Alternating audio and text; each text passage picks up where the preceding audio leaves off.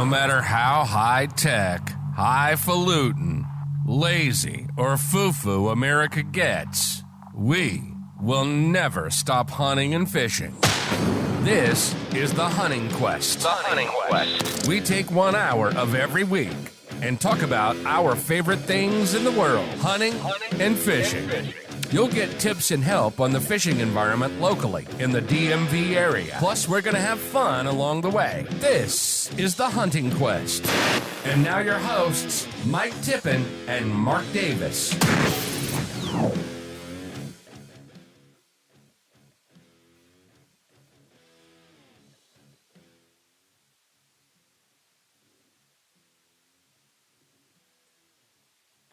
All right, here we are. It's October 14th. I believe this is episode 16. I think so. It's kind of hard to keep track. So no Mike Tippin today. Contrary to what the intro just said, Mark Davis and Mike Tippin. Mike Tippin is not here. He's out hunting, I think, somewhere in the Midwest or something like that last time I talked to him. So he won't be here. Today we will have a special guest. I'll get to that in a moment. We did some lead up on the Facebook page and the Instagram and stuff. So those of you who are following know what we're going to be talking about today. Couple things like we talked about. We're still doing our drawing for the really giant fish lure for no reason that nobody wants. It's a giant flounder, just in case. That's still going on. The gun auction's coming up like we talked about a little bit. That will be going on the 22nd at the fairgrounds here in Loudon.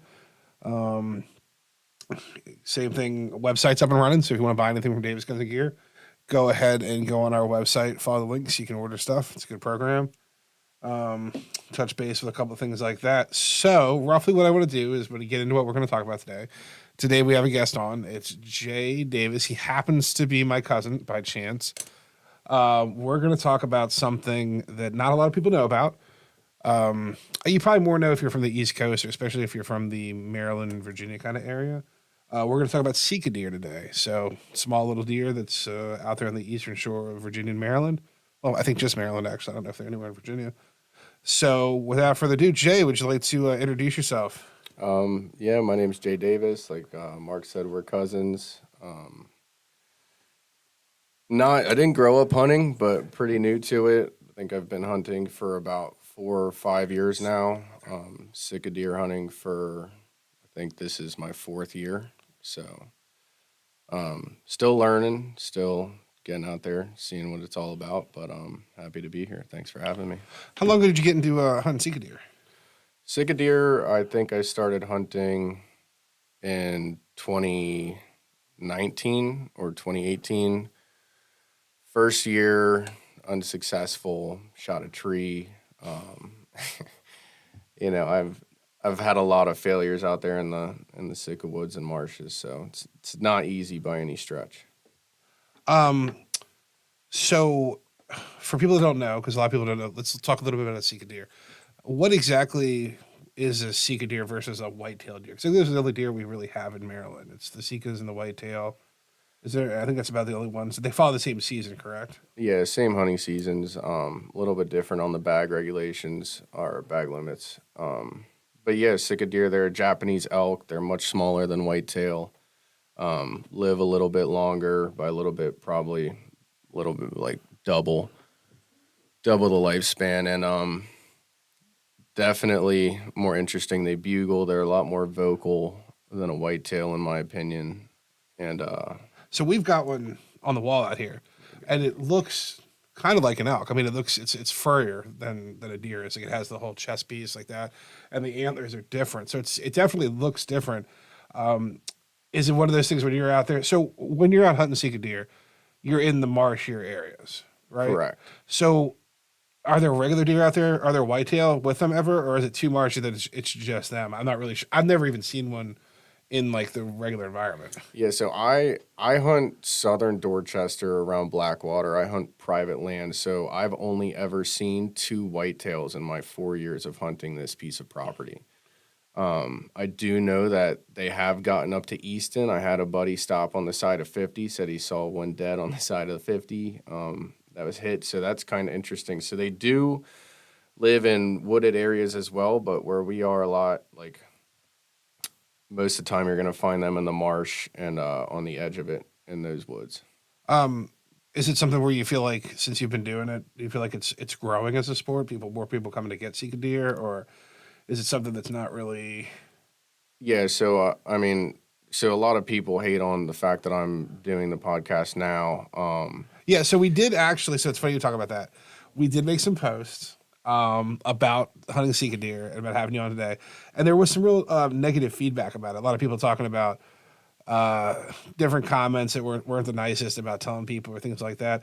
And I was a little confused at first about it because I was like, well, why would anybody care if you're hunting private land? You know, what's the big deal about hunting the Sika deer? And I guess you were saying that some of the issue had come from people before. There might have been maybe more celebrities we won't discuss, but had gone on and hunted it, and it brought this attention to it. So now people are more inclined to want to go hunt the public lands, and it's Yeah. becoming more intrusive with Out-of-state vacationers hunters, and stuff like that. out-of-state hunters, people in Maryland who haven't hunted them before. The population of them is definitely growing. I mean, and some of the the Facebook group chats are hilarious. I think they're always like, I've seen tags from Florida and Texas and Louisiana this week, and so definitely a lot more pressure from out-of-state guys. A lot of more people from Maryland are coming down, hunting that public land, where you can't feed. It's harder. It's pressured. But that just kind of comes with the sport growing. So You definitely see an upkick in people in the area, like when it becomes season for it. You think? I personally haven't ran into anybody who's, expressed disgust or anything like that. I just see it mostly online. But, from where I hunt private land, so I'm not affected by things like that. So okay, so you've hunted some whitetail. You've hunted some whitetail on my property. You've done that before. So what do you think the biggest difference is between hunting the Sika deer versus the whitetail deer? So I there's this whole allure around the Sika, and I wonder if it's just basically because people don't get the opportunity to. It's kind of a more exclusive thing. It's not as big of an area. But is there a big difference between the two, the behavior, the way they do, or anything like that? The behavior is similar but different. So, Sika deer are much more quiet. So I've had them creep up on me in knee-high water where I'd never heard them, and they were 10 yards away from me. The way that they feed, the way that they move, it's similar, in terms of bedding, going to food, but just overall, they're super interesting. They bounce around, they run around the marsh, and they're super unpredictable. You can't really predict patterns. So, I think I've heard that they've tracked Sika deer, like one guy over one season, and he's moved like 25 miles in one season. Whereas like a whitetail, you're probably going to be able to pattern him pretty well throughout a season and get a good shot at him. So for Sika deer, it's kind of all luck to a degree. You might be able to call one in or, just catch some luck on one day, but you're very hard to pattern. So I know that there's a lot of different stories out there about like where they came from. See, I was always told the story, and I think it probably gets maybe a little confused with the ponies and Azteec, and then the Sika deer stories, because they kind of seem like they interweave a little bit of the two different stories. So I had always heard stories about Sika deer coming over on shipwrecks, and I'd seen the same thing about like the horses coming over on shipwrecks, stuff like that. But we were reading earlier to try to narrow that down that it was actually introduced in the watershed in 1916 to be utilized for hunting. So they were brought in as an animal to hunt. I mean, this isn't like some magical thing where only a couple people have them. I mean, that's the state had started the program essentially. Yeah, so the story that I'm familiar with is on James Island. They were kept up, from what I heard, is that they were given as a gift to whoever lived on the island. I believe his name was Clement Harry or something along those lines. And one day the deer escaped the enclosure, they swam to shore, and the rest is history. So from what I know, it was like 6 to 10 deer, and now I think there's 10 to 15,000 of them down. What's the size on them? Weight? Yeah. A large Sika stag is going to be about like 110. Like a massive one would probably be like 120. Average, you're talking 90 to 100. Okay, so they are significantly smaller then. Yeah, very small compared to a whitetail. Much more tender in terms of meat that you're going to get. The meat is significantly better, And there's a saying: once you eat a Sika deer, you'll never want to eat another whitetail. Is that true? Is it significantly different? Yeah. Like taste, like okay, obviously you said it was different, but I mean, do you prefer it that much more over regular deer? Yeah, 100%. The only problem is it's much smaller. So, I mean, your back straps, if you shot a small hind, you're going to get a hot dog for a back strap. I mean, like, I'm not kidding. It's like the size of an Italian sausage. So, if you don't shoot a big one, it's kind of a double-edged sword, you know? I mean, nobody wants a hot dog tenderloin. No, that makes sense. I never thought of them being that much smaller. It's like you could fit some of them in a 30-pack. Yeah, I guess that. Yeah, because really, when you think about it, if you look, because we were looking at some of the statistics on them, and they were saying what the weight was. Yeah, you were dead on 70 to 90 pounds is average. They're saying so. Yeah, 70-pound deer, and then after it's hang weight, that's really not much at all. No, I mean that's a small deer. I mean, I know going to the butcher, getting a box back, just something simple where it's maybe like a 12 by 18 size box, with a foot worth of depth, and you're filling that whole thing, and that's all the meat you're going to get with the deer. Well, I know that they said that they're from Japan. Yeah. Initially, I think that's what Sika means, deer in Japanese. I wonder if there's still Sika deer in Japan. I believe there are, and they're more like, so the deer you have on your walls, probably from Texas. My understanding is that there's Sika deer here and there's some in Texas. And normally, like with Texas, everything's bigger in Texas. So your antlers that you have here on the wall would be a absolute probably state record if you shot that in Maryland. Yeah, he's a big. So it's funny you say that because I Googled that right when you went through. For those of you who haven't been in the store and seen it, we have a whole bunch of different heads up on the wall mounted. And we have a Sika deer and some Axis deer and stuff like that. And the Sika deer there looks a little different than the Eastern Shore ones. Like it's the same color, but if you look at the antlers, they're like straight up in the air. And then when I Googled Sika deer in Texas, they're different. They're like that. They're like straight in the air versus the pictures of the ones you had a wider spread on them. I actually think the one that you guys posted a picture of was a fairly narrow deer. Like they get wider here for sure, but they also... It depends on the deer. It's the same thing as a whitetail, Antlers are different. The biggest one killed in Maryland, from what I know, is an 8-point, and there's only, I wouldn't say a little bit more than a handful that have been killed. I mean, those are few and far between. If you see an 8-point and you shoot one, like you are the man. Well, what's that one there? Can you see him from where you're at?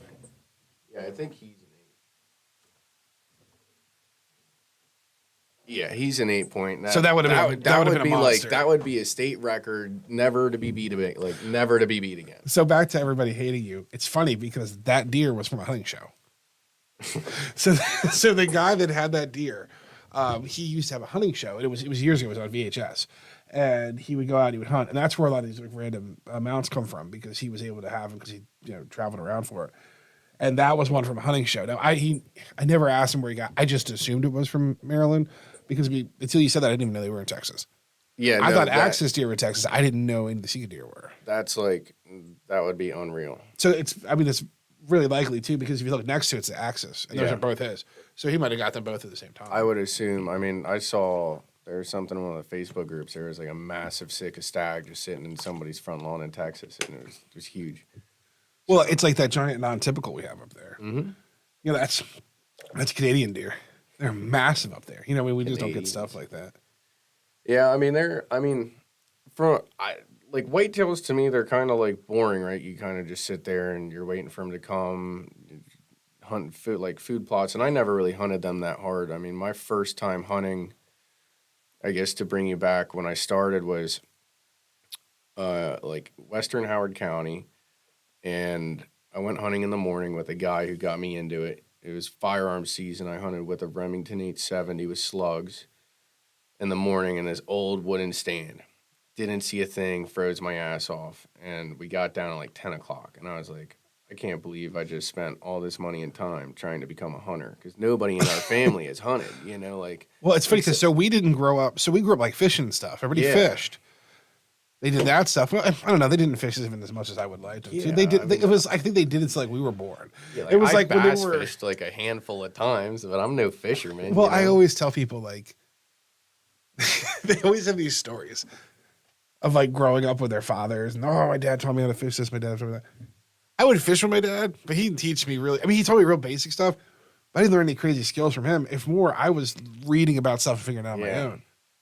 I still tie the same knot that he taught me when I was like 8 years old, and at the end of the knot, I just like triple knot it because it never works. It was the same knot that they taught us over and over and over, and it was you went through and you did a loop, and then you came around and ran it around, and it went through, and half the time it would work and it wouldn't work. Right. And I guess they probably learned that from our grandfather. And I mean, and they would go. Somebody just had pictures of our grandfather, and I think it was your dad, at some lake catching these giant smallmouth and stuff. Lake Winnipesaukee. My dad just went back up and did that. Remember all those times they took us? They told us that we were going to go on the trip, and then he just retired and did it himself. Nothing. Nobody ever took us anywhere. Nobody ever did anything. So back, what we're getting at was they were raised in Baltimore. Yeah. So they went fishing and stuff like that, but they never went hunting. There was nowhere to hunt. So we never really learned how to hunt. Like that wasn't something that we did. As, my dad didn't do it. I know your dad didn't do it. Yeah, I just like sat down one day after I was in college and graduated high school, and I played hockey and golf, and I was like, well, what am I going to do for the rest of my life? Like, I don't have a hobby that I can do, and I was like, hunting seemed cool. I like guns, and I was like, well, how can I use my guns other than like keep them in a safe and shoot them every now and then? So I was like, well, I guess I'll get into hunting, and then I bought a bow, and I really like bow hunting, but back to the story. I went hunting this morning. Hold on. Well, we didn't even finish what we were saying. So we never were taught how to hunt. No. So for me, I had to go find other people to mentor me. Right. That's what I had done. Yeah, I basically had to go find guys from like my work and say, hey, you guys are going hunting. Can you take me out? And exactly like you said, the first like 3 times I went, I bought all this gear and I bought a specific gun to go hunting with. Yep. And I was super stoked, and I bought these special bullets. I had this whole game plan. What I was going to do, I bought this 30-06 Mother B, and it was going to be great. And I just sat there and fell asleep in the tree like the first like 3 times because hours into it, I was just cold and nothing happened. Yeah. And they were being like, why do people like to hunt? This isn't fun. This isn't great. There's nothing going on. And then I remember when I shot my first deer, people were like, oh, it's cool. You're going to get like a rush. It's neat. And I was like, whatever. Shooting deer, I'm not going to do that. And it is. It's cool. It's neat. It's different. And then they showed me how to gut it and do all that kind of stuff. But if you don't have somebody showing you, it's not really something you can learn. Super high barrier to entry unless you have that mentorship going into it. I was lucky to find it, but a lot of people don't. So well, because we have people come in here all the time, and they'll say, "Hey, I'm new to the area. Is there someone hunting?" Like, not really. Is there a way I can learn? I'm like, no. Like, you need to find someone who's willing to take you and spend the time with you in the stand. I mean, they're giving up. You got to imagine throughout the course of a year, you only have, a handful of days to hunt because most people work. They can't hunt during the work week. And then in Maryland, they just started opening up Sunday hunting, but mostly on private land. So up until they did that, you only had X amount of days to hunt. So for an avid hunter, for him to give up his hunt to bring a new guy who's probably going to mess it up and scare all the deer away and maybe not see anything, it's a big ask, but it's cool when they do it. I mean, I'm grateful that someone did it for me. Oh, 100%. And then it's one of those things too where I don't know. I don't want to say it because it pisses people off, but public land sucks. 100%. Like, it really sucks, and it's packed and it's full of people, and it tends to be dangerous. You got to deal with the people and all these things going on. It's like fishing. You go find a pond where there's a whole bunch of kids fishing all the time. You're never going to catch anything there. It's highly pressured. You know what I mean? Can you catch stuff and stuff there? Yeah, probably. But it becomes that much difficult. And private hunting lands, it's like that. And then on top of that, no one wants to let anybody hunt on their property nowadays. They're so afraid. They're so, something's going to happen. They're going to get sued, all those kind of things. So it becomes really, really difficult to get into hunting. Especially in Maryland. I mean, a lot of people are just like, I don't want you killing deer on my property. I don't want guns on my property. I mean, it's a pain in the ass. Well, we're out in the middle of nowhere, and we still had a problem where somebody shot a deer and it ran into a neighbor's yard. Yeah, and then you have to go ask the neighbor if you can go get the deer, and if they hate hunting, then they'll be like, no, I can't believe you shot it, and you're like, you're just going to let it die and go to waste, and some people in Maryland will be like, yeah. Well, so they even went, they said to the neighbor, hey, deer shot it, ran into your yard, can grab it, and the neighbor was like, yeah, sure, no big deal, and then shoots me this giant letter of blah, blah, blah, blah, blah, blah. And I was like, what do you want them to do? You know what I mean? They don't just fall over. It's not a movie. Right. I mean, with a bow, you're expecting them to run for a while. I mean, these Sika deer, they don't bleed a whole lot, and they run. And then they're in this marsh in the frags. You can't. They don't just fall over. I shot deer years ago, and I shot it. Perfect shot. Through the lung, both lung to the heart. Dead. Thought I missed it by the way it took off. So I climbed down the tree, went down to look, and there's blood everywhere. I mean, this thing was bleeding a ridiculous amount of blood. And it still ran like 100 yards. And I just never understand how they can even physically do it. They do it. I've seen them do it. But how they can physically run with no lung, no heart, and run 100 yards. It's amazing. So when people are like, oh, I ran in my yard, well, that happens. That doesn't mean they shot into the boundary of your yard. That doesn't mean they shot anywhere near your yard. It could have ran over there. And where we're at, we're in the middle of nowhere. And it ran way far off and got over there and was shot that way. I was lucky the one whitetail I shot at your house with the bow.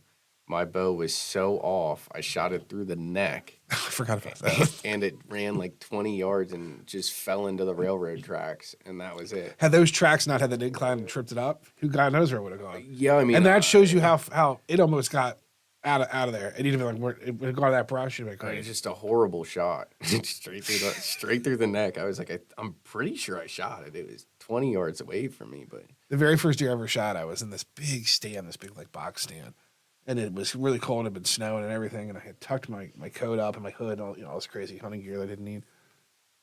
And I was just sitting there just, trying to stay warm. And, they're like ghosts. Sometimes they'll disappear. I looked, I was like, Yeah, with whitetails, they're like, oh, it's a squirrel. Or... Where did it come from? And so I look at it and I went to shoot, and it's like it knew I was there. It starts walking off. And I was like, here we go. I pulled the gun up and I was like, green, brown. And I fired it. It fell right over. And I went, wow, what a shot. I'm amazing. I think I had this great shot. No, I was terrible. I nicked its spine, and that's why it fell over. You know what I mean? It was a terrible shot. It blew the whole backstrap out. The poor thing, it died immediately because there was just so much shrapnel and everything from hitting it. Right. But it just shows you think you have these great shots and everything's perfect, and it never quite works out. It's the excitement of it, too. Like you get, what do they always say when you get excited about shooting stuff? Buck fever. Yeah. And it's true. Like you're like, oh my God, I wait here all day. Or the worst for me is like when I'm waiting like 5 deer come out and I'm trying to pick which one. And I take so much time picking that they're just, now I'm out. I'm like, oh, I have to shoot that one because I've gone too far. Yeah, I mean, I've shot, I use a 30-06 Remington 770, and I've shot 2 Sika deers over, one just under 200 yards and one just under 300 yards, and both of them dropped on the spot. So I haven't had any bad luck with a rifle and Sika deer. But you're using a 30-06, it's not a 243 or a 30. So I was going to say, do you think that's, so does the 30-06, where you place most of your shots? I mean, right in the pump station. So you're obviously not messing anything up there. No. But if you let off, went high or low, high, you just wreck everything. That's a big round. But you can shoot the brush too. That's kind of the key. Well, so, I was showing you a picture earlier. So I was up in one of the towers on the property, and one of the Sika deer, it was second weekend of rifle season last year. And I was up in their tower, and I'm just scanning the marsh with my binoculars. Because if you don't have binoculars, I wouldn't even go hunting, to be honest, unless you were with a bow, because you'll probably see it within range. But rifle hunting, if you don't have binoculars, don't even go. So I'm sitting there, I'm scanning the marsh. It's coming up close to dark, so everything starts to move. Probably like an hour before dark is like where, put the phone away, you start paying more attention. And so I'm looking for it, and I see this one with tops. Well, not tops. I mean, he was like a tall 4. He was starting his 5th right at the top, and one of the guys on the property called it his pet. He wouldn't shoot it. But I follow a philosophy from one of the TV shows of people, and if you'd be happy with it on the last day, shoot it when you can, or on the first day, I think is how it goes. So I'm seeing it, and I've hunted hard this year. I mean, I've messed up bow opportunities. I've hunted with a rifle. I was like, you know what? I'm taking this deer. I don't care. So I shoot. and his head's like up in the air. You can't see his body. So I'm really just going for the head or neck. I'm like, whatever. So he's like heads up, he's turning. I shoot, still doing it. So I'm like, no. Like, I'm wondering if my gun's off. I think I rattled off 4 shots. Everybody else who's hunting is super mad. Oh, I'm sure. That I'm just I can't believe it hasn't moved yet at that point. Blowing the marsh up. And like, I think the 4th, it might have been the 5th shot. I mean, I just see nothing. And at this point, I'm like, I'm just blown. I got shells rattling around the tower. I get down. And I mean, this was like 275, and I was just kind of aiming at its neck. I had a pretty bad scope, so the way that the sun was coming in, I couldn't zoom all the way in, or else it would get really blurry. So I had to like zoom out, and I was like, it was horrible. So I ended up trying to go find it in the marsh. Eventually, I find it. I ended up shooting that one through the neck too, but didn't move an inch. No, there's some crazy times where I've had that before. I went one time we were out on a damage permit, and like a real damage permit where there's a bunch. Like you just drop as many as you can, and they wind up. There's always somebody that'll take the meat, you know. And I never left them lay. Don't get me wrong, not that kind of damage permit. I would never do that. That to me is just wasteful. But we were out, and there was like 4 walked in front of me, and I waited, and I was sitting in the stand, and I didn't even stand up. I just pulled the gun to my shoulder, and I fired. And he runs out. I missed. I was like, God damn, how did I miss this deer? And I rack it one's running this way, and I line up, and I shot that one, and I missed it, and I was like, nothing's coming back now. Yeah, I just fired 2 rounds at 30-06, like the same kind of thing, right at dusk, like right for. I'm done. Nothing's gonna happen. Let me just get down and check, and I nailed them both. You know what I mean? So you never know. Like sometimes you shoot, you miss them, and other times you're like, how did I even make that shot? Yeah, you know, especially when they're far away, and like for Sika deer down in the marsh, if they fall, you're not going to see them. When they bed down, you have no idea they're there. So if you hit them, it's nice to have another set of eyes. Is it hard to find the blood trails in the marsh more than it is in the like leaves? Yeah, in the marsh, it's super hard. They don't bleed like whitetails either, especially with a bow. From what I found, I mean, their hair is so thick that when they bleed, it kind of like pulls up more than with a whitetail. It's like has a lot less hair down there. So they're hard to find. I never even thought about that. I shot one 2 weeks ago with a bow, the week of the hurricane. Sitting in the stand, 9 o'clock, checking Facebook, standing up, stretching. And These priorities are right. So I looked down on my left, and I'm like, holy shit. But keep in mind, it was the hurricane. So when I walked into this stand, I'm wearing like my calf-high boots. I mean, the water was an inch below them, and normally it's dry. If you go past the stand, there's a road, and that road was completely underwater. So I'm thinking, if anything's around me, I'm going to hear it. You know, I'm sitting here through rain, wind, everything. So I stand up to stretch, and I look over, and there's a 6-point stag 13 yards away from me eating this bush. And I'm like, how did he sneak up on me? I mean, they are so quiet. So I reach over, I grab my bow, and I draw back. He's on the other side of this bush. He comes around, and he's like kind of quartering to me. At this point, I've been holding my bow back for probably 2 to 3 minutes. And he turns like he's going to go back the other way. So he's quartering to me in the other direction. So I was like, well, he ain't going behind that bush again. So I shot him. I mean, I'm pretty high up in the air. So it was kind of like straight down through the shoulder. And he ran off like up around, made like a U-turn, and like he's in belly high water at this point. So I see like a big pool of blood up on his shoulder, and then he kind of takes off back towards the frags, and then there's like a wood line. So I was like, shit. So I kind of sitting there trying to figure out what to do, because I know rain's coming later that day. And I'm sitting it's the only chance you're going to find him. I'm sitting in a pond, you know, so I wait like 30 minutes. I get down, I get the arrow. Arrow's covered in good red blood. My broadhead never opened. I was using Grim Reapers. So I was like, fuck. You know. What, did you hit the bone in the shoulder, you think? Is that why I didn't know? No, straight past her. I mean, I don't think so. So passed straight through. The blood was great. And my problem, like the broadhead didn't open. Now, granted, if you had a good shot, it doesn't need to open. True. But I don't think I had a good shot. At 13 yards, I put my 20 pin on him, and I think I shot a little high. So kind of went over to where he went in just to see where first blood was, to see if there was anything. So I was finding blood like waist high on me, and it was like, I guess, the entry wound, and I hadn't found anything on the ground because of the water. So I went back, sat down in the stand for a little bit longer, and I went to go find him, and I was just sitting in a maze of frags. Never found him. You know, it's just really shocking sometimes with the deer how resilient they are. Like, I've seen deer where they're missing like legs, or like somebody had shot them before and they lived, like some crazy stuff. So you never really know. Like, when it runs off, you're like, oh, did it die somewhere? Like, what a shame I couldn't find it. But then that part's like, that thing just kept going. Like, I've seen some crazy pictures of stuff that you wouldn't think they'd be able to live like that. Broken legs, missing limbs, arrows stuck in them. I've heard stories about Sika deer, especially, how tough they are. And, like, some getting shot, living, and then getting shot later on in the season and dying, and them finding the broadhead from the guy who shot him earlier. I mean, some of the stories are crazy. But, I lost that one, rained, and that was it. Blood, everything was it. So when you're out there with them and they bugle, do they, see, okay, let me ask this question.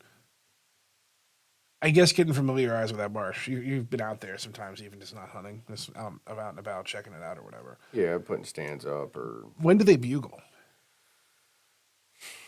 Are you talking like time-wise in the year or in the day? Both.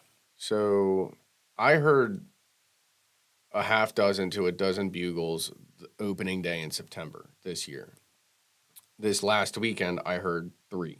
Okay. And right now is supposed to be their rut, like early October, mid-October. Early muzzleloader in Maryland is a very popular weekend to hunt Sika deer.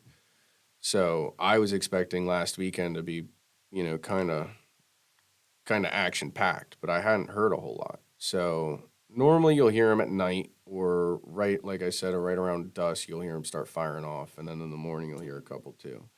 Midday, I don't know if I've ever heard one midday, but it's also probably because I'm taking a nap or eating lunch. Do you hunt them in the morning or just in the evening? Both. Okay. So just like you'd be hunting deer. Yeah, same thing as whitetail. I mean, I know a lot of guys who like to stay late in the day. I mean, normally my rule is like 8:30, 9 o'clock. If I haven't seen anything in the last 30 minutes, I'm done, depending on how the day is. So the one that came in at 9 o'clock, to be honest, I stayed longer than I had anticipated. But that's just because I'm somewhat of a lazy hunter in the morning. Well, I remember one time you came to our house, and you came in the morning, and you left, and I was like, yeah, he was gone before I left. I was like, he got out there he left pretty early. And then to take the picture of that giant buck that was out there playing around right after you left. Oh my God, there was one time, it was cold as shit. I was up there, and it was like 7:30 in the morning. I had like nodded off in the stand, and I like wake up, and there is this huge, like 8 to 10 point buck 40 yards to my right. And I'm like slouched down in the chair. And I was like just immediately shaking. Like, if I'm in the stand and I don't have anything around, like, I am just super relaxed.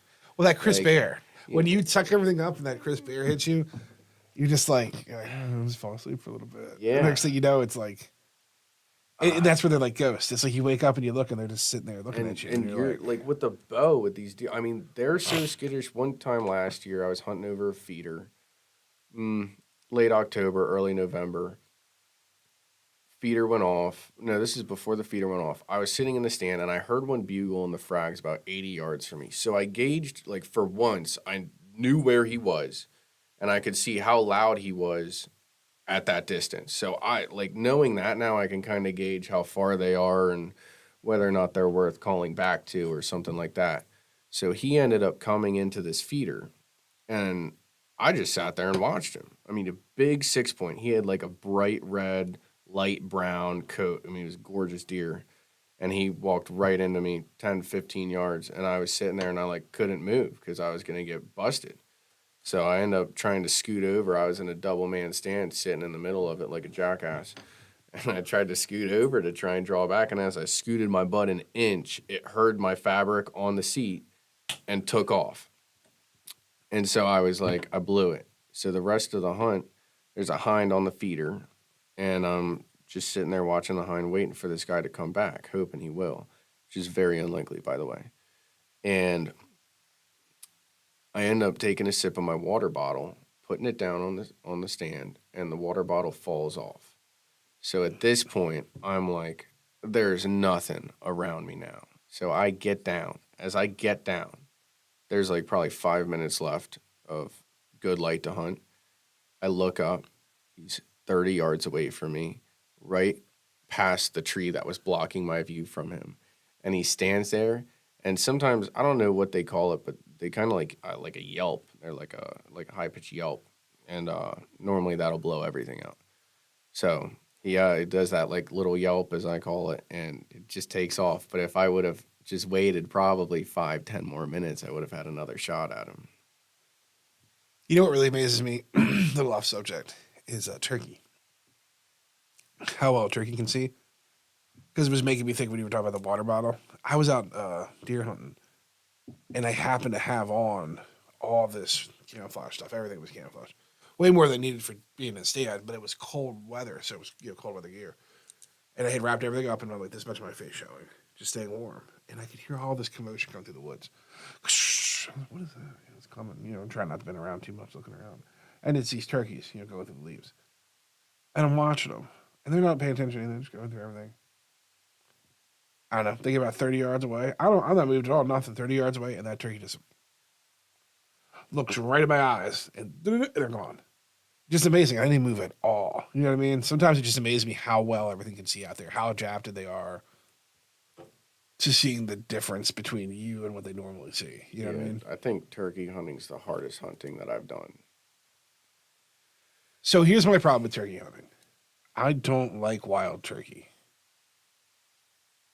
I mean, I'm going to say something controversial, but I don't like ducks or geese, and I still... So and I still hunt ducks and geese. Here's kind of the killer. So, yet again, and I'm not a huge fan of a lot of the gamey stuff in general. Just to be honest with you. So for me, a lot of times, especially with the turkey, a wild turkey isn't like a turkey you're getting for Thanksgiving. No. People have this misconception. I don't know. Maybe it's from all the holiday movies you watch during Thanksgiving and the Indians eating, turkeys.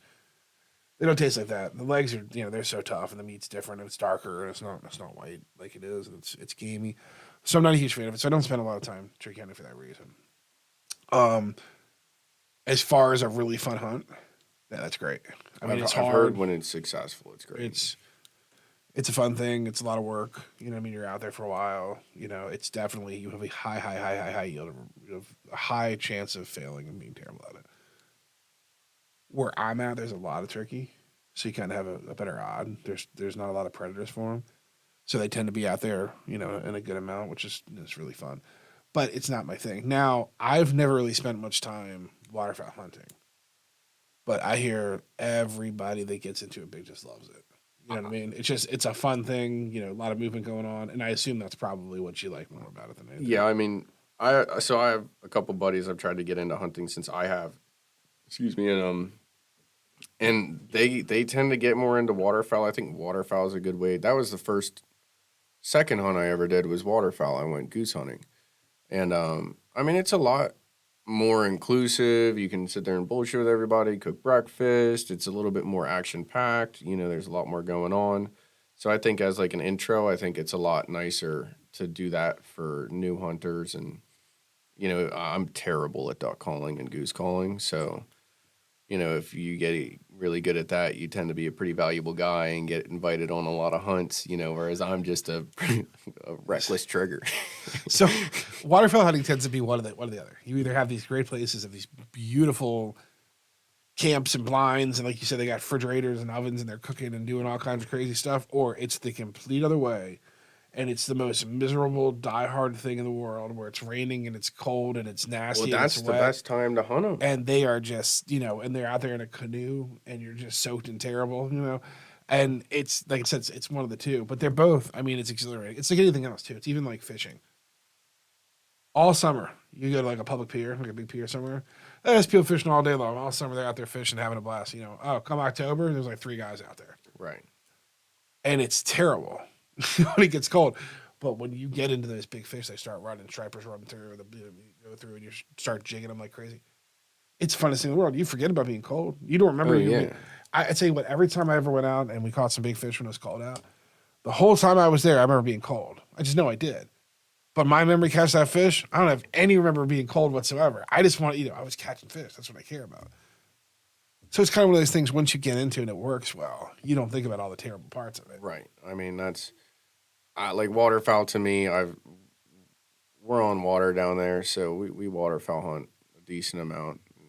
We shoot a lot of mergansers, a couple pond ducks, puddle ducks, whatever you want to call them. So, like I said, it's more for the fun. Like if there's a bunch of guys down and, we all went out the night before, maybe had a couple beers, we'll all get up and be like, let's just go duck hunting in the morning and take a boat out. It's more fun. It's more like camaraderie than. And has been talking nonstop lately about wanting to go waterfowl hunting. We'll probably get her out this year at some point to try it out. Ducks or geese. Ducks? Do you care either way? More about ducks? You like ducks, so you want to shoot them. All right, fair. That's understandable. Yeah, I like Sika deer. I mean, I shoot them. Yeah, ducks really neat to look at. Like once you cat them, they're beautiful so birds. They're amazing. Like a nice green-head mallard drake. I mean, a beautiful bird. There's so many cool birds. Like we were out fishing in Ocean City, and there was a wood duck. A loon. No, it's not really a duck, but the loon that dives underwater. Yeah, that's a crazy looking bird. You know what I mean? There's all these crazy birds. You ever seen sea ducks? I don't know. What's a sea duck? Sea ducks are. I mean, I don't really know. Pelican, is that what it's called? No, pelican is not a sea duck. That's called a fine. Sea ducks, I don't know. They kind of remind me of like clowns. They're like black bodied. Maybe a penguin's a better word to describe them. Like black bodied. Have I seen a penguin? Oh yeah. I've seen these things. Yeah, they got a lot of funky names. I don't know. They look like puffers. Yeah, I'm not very well versed on them. But I think something's called like an old squall or like I think like what you said, a loon or something. Sea ducks are a tribe of ducks. Didn't really say too much now. I'm not an expert on sea ducks, by the way. The loons are like these. Those are things that dive underwater, and they swim underwater. They catch fish. Like they go underwater for a long time. Yeah, but there's something I don't know. We got a sea duck hunting trip out of one of like an outfitter. We were out at Chesapeake Beach, and we shot the shit out of them. It was pretty fun, to be honest. But, I mean, most people are like, dude, just throw them away. They're like, people don't eat diver ducks or sea ducks. I don't know why people hunt them, unless you just want to go out and shoot. So, it's funny because we have a lot of conversations about this, just in general, about invasive species and hunting stuff that people don't eat and all that kind of stuff. And it just comes down to, some people have different views on it. I didn't understand for a long time, like, bow fishing. I was like, you're just out there just killing a bunch of fish? What are you doing with them? And a lot of guys, I eat these catfish. I'm like, yeah, but you're shooting a ton of them. Like, what are you doing with them? And then it turned out that there's, like, no natural catfish in Maryland. Like, they're all invasive species. Right. Same thing with snakehead. There's all tons. Well, we talk about snakehead. That's a whole other game. Because snakehead are delicious. Well, yeah. And I would eat every snakehead I caught. Catfish, and here we go. People hate me. They're disgusting. I had a catfish once. I didn't mind it. Fried that belly meat up. Oh, it's disgusting. It's gross. We had a couple drinks before. Yeah, pretty much. It's not. I am not a catfish fan. I don't like bluefish. That's trash.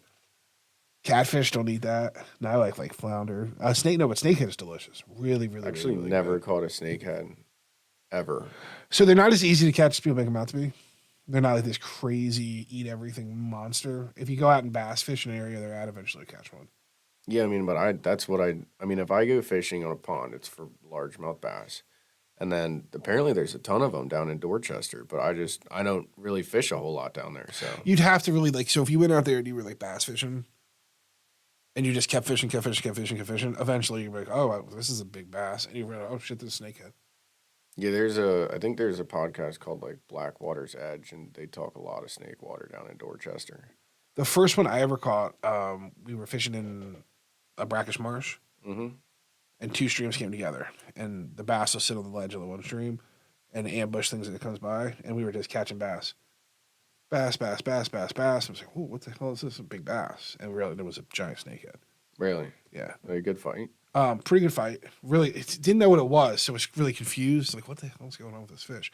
Because out there's these big catfish that swim around, and sometimes you'll catch like a 40-pound catfish in the mix. Right. So first, we're like, is this a catfish? What is this thing? And then we got up, like, oh wow, it's snakehead. Now, that was years ago. That was back in like 2008, maybe or so. And remember, they were pretty new at that point. They hadn't been around long. So they were like, oh, they're all over the place, but we had never seen them really. That was like one of the first ones we really saw, maybe like the second one we ever saw. So we didn't really know what we were catching, and it was like, wow, this is fighting really neat. But now that I've caught them, like you can tell the difference. Like when you catch them, they fight pretty good, but they look really, really cool. Don't they have teeth? Full of teeth all over them. Like no fingers in the mouth teeth. I would not suggest lipping that fish whatsoever. No, like you don't lip pike and pickerel and stuff. You don't lip. I think I caught a pike up in Loch Raven Reservoir once. You probably caught a pickerel. Well, I've gone back and forth with this with many people. I feel like you're a little too south to catch a pike. Well, that's what everybody had said until I showed them the picture. Do you have the picture? I have the picture. Let's see. And then I was told, no, that's a pike. Now there's muskie all over the place, but they were farmed in over here. Like Definitely not James a River and muskie. stuff. Let's see. I've caught some pickerel.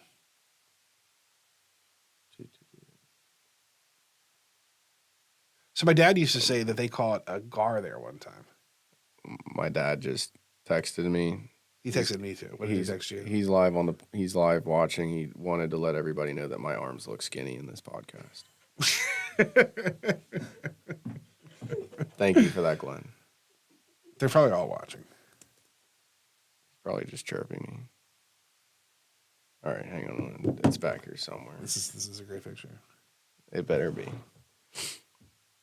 But they had told me that years ago they had caught a gar in there, and I didn't even know they were like freshwater gar. I grew up down, on the Potomac, and I didn't even know there were gar there. And then we went bow fishing, and I saw a ton of them.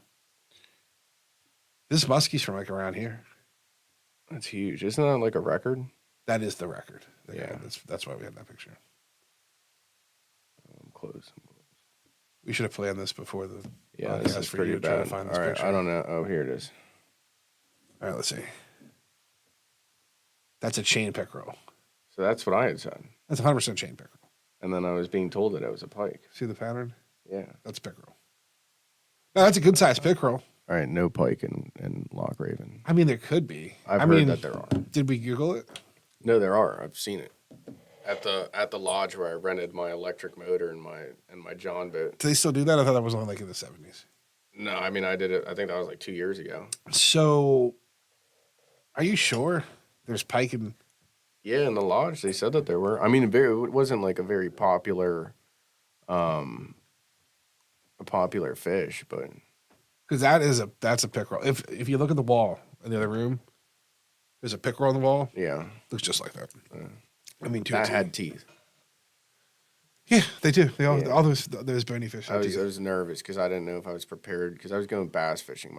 My dad has these 2 bass on his office wall that he just won't shut up about. I thought he only has one now. Well, no, because my dog ate one. Did the dog eat one? But I don't know if the other one's still there or not. It must be. No, because he talked about that. Because the other day when he was here, the other day, it was like months ago, he came down and was talking about putting the other bass in the wall over there. Yeah, he's like, I caught these 2 bass same day, second Tuesday in April, 1 year apart. And so I went on the second Tuesday of April and caught that fish. But I was bass fishing, but it was a little cold still. So I wasn't expecting to catch that at all. And honestly, I think I lost all of my lures at that point. So I'm a pretty bad fisherman. And let's see what he said. So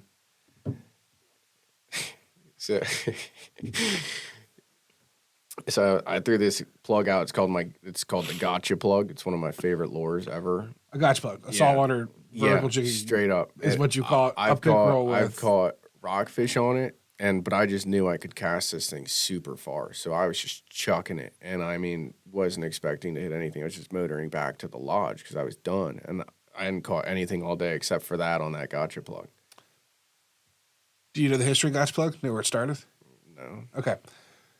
So Gotcha Plug is owned by a big company now. But years ago, there was a guy, I think it was in South Carolina, and he was fishing on a pier, And he, same thing like you, he had ran out of everything he had. He ran out of bait, ran out of like all the soft plastics he was jigging with, and he had a jig head, white jig head. And he didn't have anything to put on the jig head. You can't do a jig head, it's not going to do anything. So he had a Bic pen, a white Bic pen, and he took it and he cut it in half, and he stuck it over the hook and threw it out there and jigged it around. And that's where that spot came from. Gotcha. Now, think about it. Is that not exactly what it looks like? I mean, yeah, it's just way thicker and heavier now. But Yeah, but that's what it is. I mean, essentially, it was a plastic tube, yeah, and he jigged it around and he caught a bunch of fish with it. yeah, I mean, it's definitely my favorite. Gotcha plug for saltwater is a phenomenal lure. Mm-hmm. Yeah, it's a go-to to catch stuff all the time. It'll catch any of your aggressive fish. Freshwater wise, I'm really quick to just go to spinners. Well, I like spinners, but they're kind of boring. You know, I'm a big topwater popper guy. So topwater's cool, but your success rate It's so low. So low. So low. So when we talk about, it was funny because we talk about those things all the time, and like a soft body frog, The like frog, this. garbage lure. Oh, I'd say when they work. When they do Really? work. Oh no, when they work is what you need to keep. Yeah. It's so much fun. They hit so hard. But here's the problem with it. The hook's covered, and the idea is to be weedless, right? Right. The fish has to hit it, then has to smush this plastic body down And go all the way over. and get hooked. And so what happens? When something hits it, what do? You set the hook, right? No, you wait. So when your fish hits this, you wait for him to grab it, and then you set the hook. Right. If you yank it immediately, you'll just pull right out of his mouth. So it goes against every instinct you have when you're fishing to use them. I've so never they can be ever very, had very luck hard. with them. I love poppers. So especially at night. I've caught some, not a ton, but I have caught some on the frogs. Snakeheads? No, never caught snakehead on any frog, but I've heard that is very popular. Lure. lots of videos of people doing it. Lots of guys showing me them doing it. Sold a lot of lures guys do it, but no, never any luck with me. So snakehead are trickier than they say to catch, and there's not as many as they make it out to be. And they're highly pressured now. They are very highly pressured. Right. So if Well, you that's find a good, spot, though, isn't it? no, it's great. I mean, they're evasive. Who cares? But anywhere you go, it's not like before where people didn't fish for them. Now everybody knows they taste good. You can buy them at Wegmans now. Really? It's like $24 a pound. That's what we should be. Commercial snakehead fishermen. Invasive species. Sika deer are also on Assateague Island, but I think the last thing I heard was there's maybe like 100 or so left on the island, and DNR, whoever, just wants them gone. So they're super hard to hunt on Assateague. So on top of southern Dorchester, and I think they're in like 3 or 4 counties now, but they're also on Assateague. Not like I spent a lot of time on Assateague, but I've never seen one on Assateague. Yeah, no, but Just if those you crazy like horses. if you were to camp there overnight, there's a chance that you would hear a bugle. That'd be kind of cool. Yeah. I'm surprised they're not more south. What do you mean, like Chinsateague and all that? What's that there? Kiptopeke and all that kind of stuff. Akakeek and Akakeek is not anywhere near there. Chrisfield and Akakeek is southern Maryland. no, I'm thinking Ononcock. Maybe because Akakeek is like right outside of Waldorf. Yeah. I don't think there's Sika deer in the dwarf. No, I don't think so. Right outside of PG. Not. Maybe I'll take 2 over to the Western Shore and keep all the Eastern Shore people happy. So Well, I people mean, don't so have to come. basically, I was surprised you showed up today because I was for sure that someone had taken an attempt on your life. Yeah, no. I mean, it was really getting brutal on there. I mean, everybody was talking about go back to your state. I hate you. Thanks for blowing up Sika deer. And at first, I didn't put a lot of thought. Like, I didn't understand it. I was like, why are these people so mad? Like, who cares? He's hunting on private land. And then I didn't realize it's that there funny. was, first off, there was that much public land to hunt on, and that people were actually coming all over for it. At the end of the day, it's not like you came on and you said, hey, everybody, go to this address here and go hunting from these times, and it's the best thing ever. No, Then I can see people being irritated about like that. I said, I'm a new hunter in terms of like a hunting life. You know, I mean, I mainly hunt Sika deer. That's mainly what I've done. But you know, in terms of me exposing this great secret, if you're getting mad over this, then you need to calm down. Well, it's definitely no secret either. Yeah, it's no secret. Like where did we find when we were talking about was it an elk or not? We were like, pretty sure it was, but we went to DNR's website. Yeah, DNR has a whole page on it. There's literally a whole entire hunting season. If you're a hunter in Maryland, you know about it.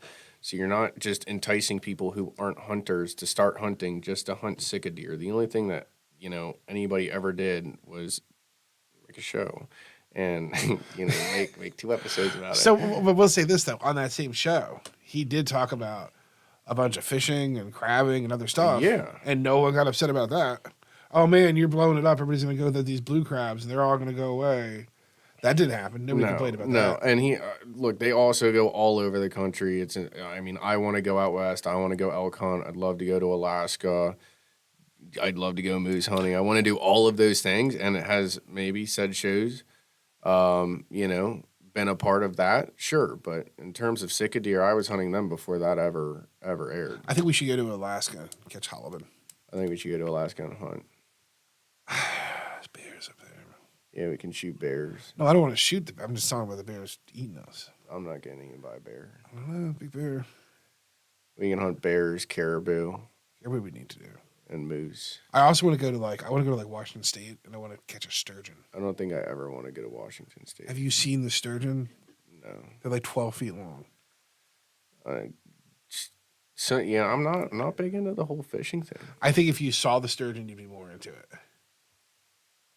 So, My dad, they're watching too. oh, great. They're all watching. No, I think that'd be really, really cool. I don't know. The hunting, it just depends on stuff to hunt, Like, obviously, you go to Texas, just hunt everything. Oh, I know. Texas would be great. It's a little too hot.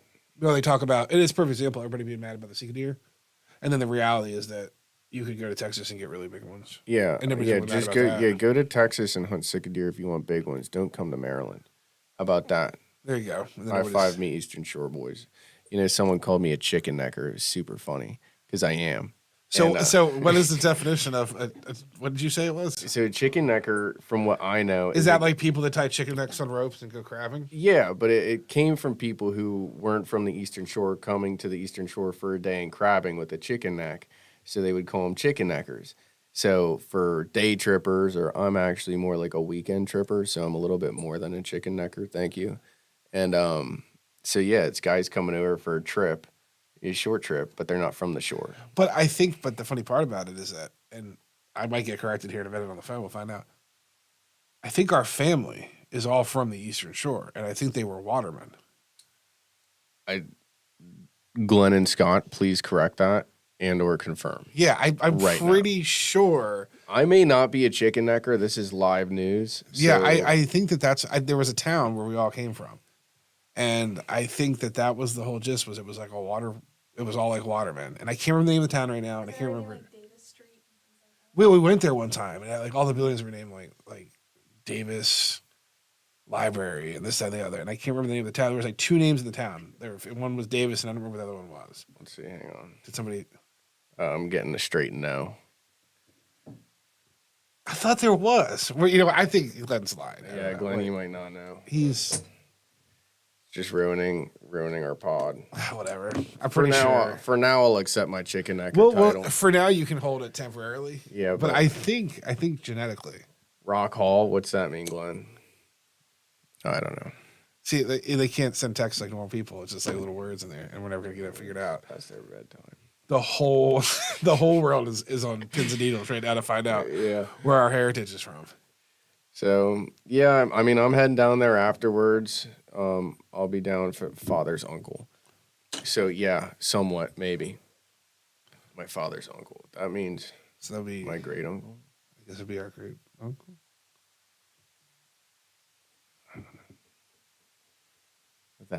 Okay. We should have squared You this up know what? beforehand. I can't read that. That's This is a very strange podcast now. Everybody's Gibberish. confused. We'll have to do the DNA thing. yeah. We'll tell us No, I'm where not we're letting the from. government know. So No, by the way, yeah, I would never do that either for that Yeah, reason. fuck that. Dude, that's how they call it, like one of the serial killers. Yeah, well, I don't need the government knowing anything more. About No, but that just shows you that they actually use it. Like Yeah. go through, that's they use legit. everything. I mean, all Legit, you legit. people getting your electric cars, they know exactly where you are. They'll shut your car I don't off. think the electric car versus a gas car would really be that different to figure out where you're at. Well, I'm specifically stating the electric vehicle.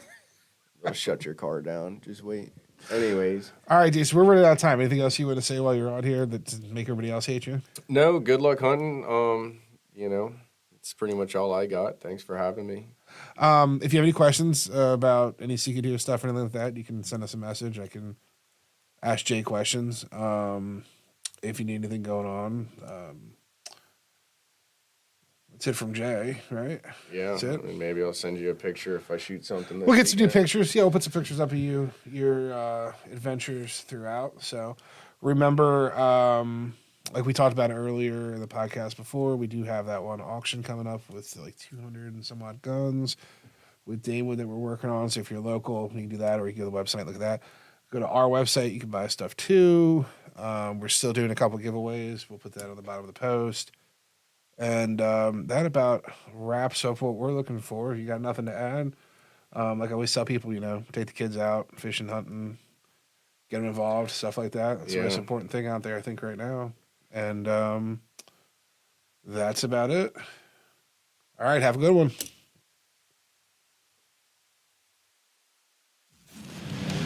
You've been listening to The Hunting Quest. No matter how crazy, high-tech, or lazy the rest of the country gets, we will always be hunting and fishing. If that's you, you've found your new family. Thanks to our sponsor, Davis Guns and Gear.